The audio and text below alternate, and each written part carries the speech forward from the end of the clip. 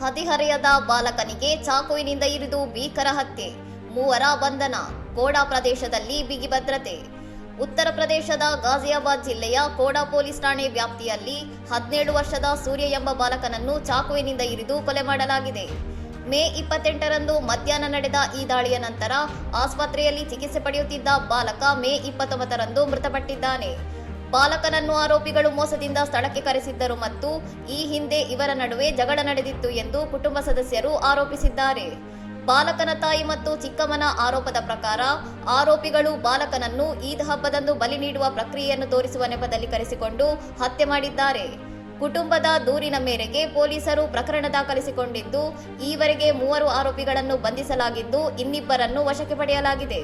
ಪ್ರಕರಣದ ತನಿಖೆಗಾಗಿ CCTV ದೃಶ್ಯಾವಳಿ, phone ದಾಖಲೆಗಳು ಮತ್ತು ಪ್ರತ್ಯಕ್ಷದರ್ಶಿಗಳ ಹೇಳಿಕೆಯನ್ನು ಪರಿಶೀಲಿಸಲಾಗುತ್ತಿದೆ. ಕಾನೂನು ಸುವ್ಯವಸ್ಥೆಗಾಗಿ ಆ ಪ್ರದೇಶದಲ್ಲಿ ಬಿಗಿ ಭದ್ರತೆ ಕೈಗೊಳ್ಳಲಾಗಿದೆ.